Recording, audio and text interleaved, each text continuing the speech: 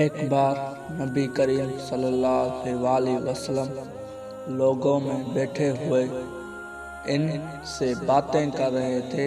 اتنے میں ایک دیہاتی آپ کے پاس آیا اور پوچھنے لگا کہ قیامت کب آئے گی۔ آپ صلی اللہ علیہ وسلم نے اپنے گفتگو میں مصروف رہے۔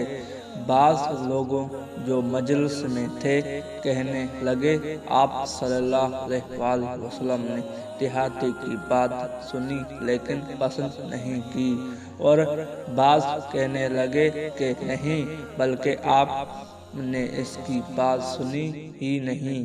جب صلی اللہ علیہ وسلم اپنی باتیں پوری کر چکے تو میں سمجھتا ہوں کہ آپ صلی اللہ علیہ وسلم نے یوں فرمایا، وہ قیامت کے بارے میں پوچھنے والا کہاں گیا؟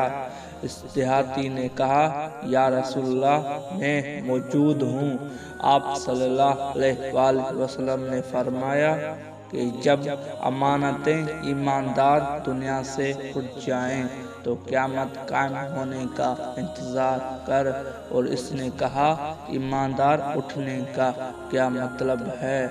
آپ صلی اللہ علیہ وسلم نے فرمایا کہ جب حکومتیں کی کاروبار نالائق لوگوں کو سونپ دی جائے تو قیامت کا انتظار کریں۔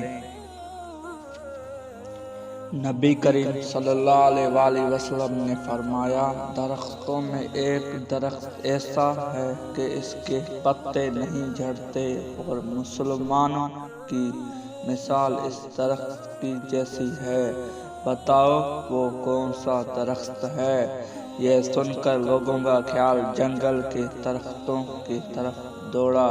عبداللہ رضی اللہ عنہ نے کہا، میرے دل میں آیا کہ وہ کھجور کا درخت ہے، مگر میں اپنی کم سنی کی شرم سے نہ بولا۔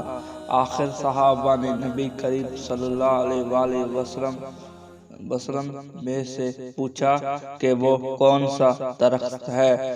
آپ صلی اللہ علیہ وسلم نے فرمایا، وہ کھجور کا درخت ہے۔